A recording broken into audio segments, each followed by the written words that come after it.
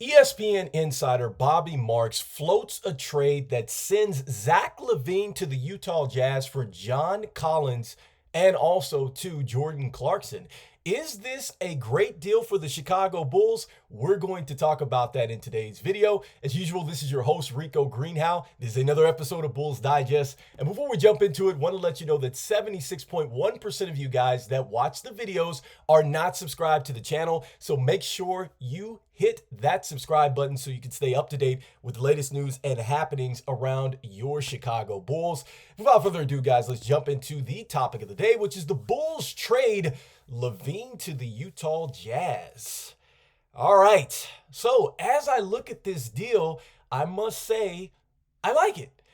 It has the Chicago Bulls sending over LaVine, and we're not attaching an asset to this, guys. And so I like this deal a whole bunch, and we're getting some needs met. One, we're getting a much needed shooter out there that can knock down three-pointers, and he's more of a wing player, so that's one thing that we're kind of checking the box on. And two, we are getting an athletic big that will rebound and also attack the rim. He's going to be a great asset to run along with Kobe White. I'm thinking of the days of when he was catching lobs and stuff like that off the backboard from Trae Young. Like, we're going to get an exciting big man that is going to essentially attack the rim and open it up for others on the perimeter. So I like that. And he can knock down some shots, guys. And so you can find this article on ESPN Plus by Bobby Marks. Again, he is the front office insider on ESPN. But briefly, this is essentially what he was talking about. As you see,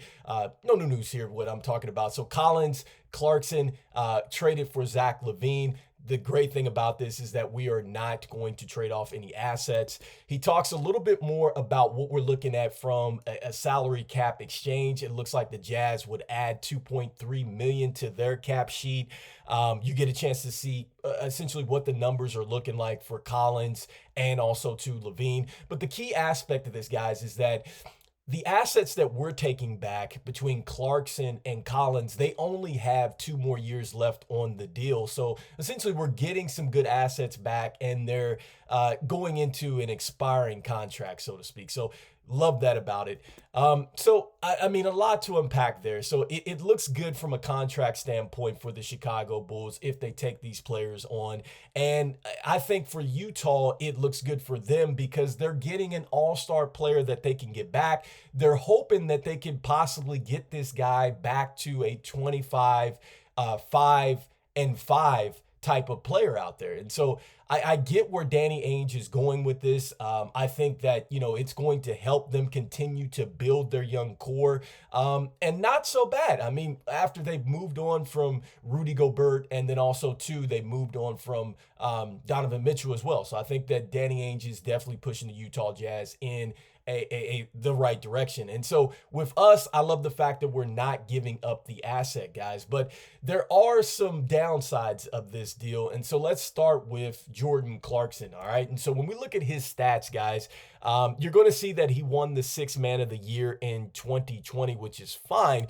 But you're also going to see, guys, that there was a bit of a decline the next season. He came back up the next season after that, and then he went to another decline as well. And circle there the 55 games played, all right?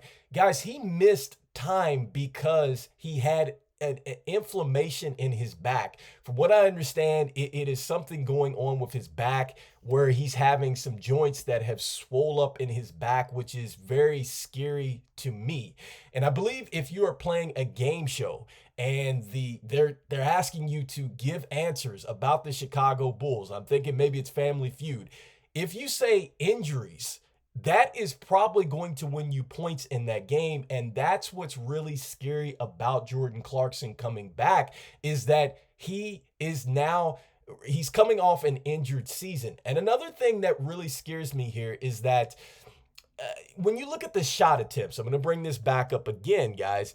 So look at the 2-point attempts, and I'm just going to say, for even sake, that we're looking at not 9.2, but we're looking at 10 attempts a game. That's just from the 2-point attempts. And then when we go over to the 3-point attempts, he's averaging about 6 a game. All right, so that's 16 shots that he's going to be taking a game. And we're going to say, okay, is Billy Donovan going to have enough patience for this guy to go ahead and jack up shots like this? With DeMar DeRozan, he trusts him to go ahead and get his shots up. Kobe White, he now trusts him to get his shots up, and and the same with Dosunmu as well. But with Jordan Clarkson coming in, he is a high volume shooter, and my question now is, how much patience is Billy Donovan going to have with this guy? So that's two issues that I have with Jordan Clarkson. It's the injuries, and then also the amount of shots that he's going to take. Is that going to get him pulled to the bench? Now, I think Jordan Clarkson is a terrific asset, and in my opinion, I think that he's like the 1B to Malik Monk, in my opinion. Those are guys that you literally put them in the game and you're going to get some instant offense and they're going to stretch the floor. So even if we put him on the second unit, I'm okay with that. I'd love to go ahead and get rid of Javon Carter and allow him to just cook, but you're going to have to say it's okay for him to shoot. So that's one thing that I would caution with in pairing him with Billy Donovan. Next, let's look at John Collins. All right, so John Collins, he's had some good years. I love the point production, number one. All right, so we look down at what he's done in Utah. He had 15 points a game. That's a plus for me. Another plus for me is that he's shooting 37% from downtown, guys. He only had one season where he shot 29%. And that's significant, guys, because when you look at Vooch had a year in which he shot 29% from downtown and he took 5 shots as well. So he's already coming in on a plus for me. All right. So I love the fact that we're getting this. Now, another scary thing about John Collins, we're looking at the games played now. His last season with Atlanta, 71. His last season with Utah, very good at 68. But he's also had some tough seasons. One, he had 41, and another, he had 54. And it seems like John Collins is another guy that has some strange injuries, guys. And so I think that that's been one of the knocks on him in his career, is that he's had some tough injuries. But I love the fact when you look at the rebounding totals, look at that, guys. Nearly 8.5 rebounds a game, guys. I love the fact that this guy is going to go in and he is going to absolutely rebound the basketball.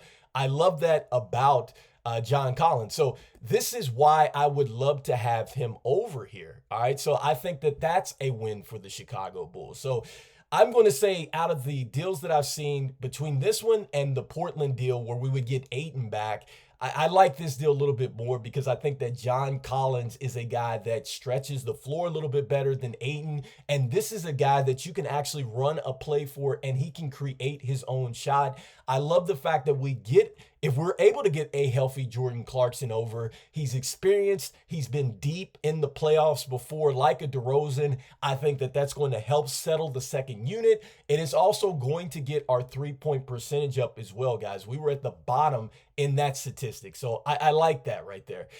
So moving forward, guys, there's two things to think about now if we were to move on from this.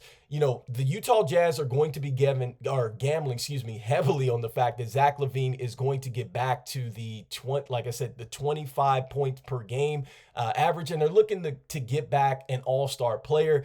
Just throwing up his numbers really quickly, guys. And so, that's why Utah would take this chance on this deal.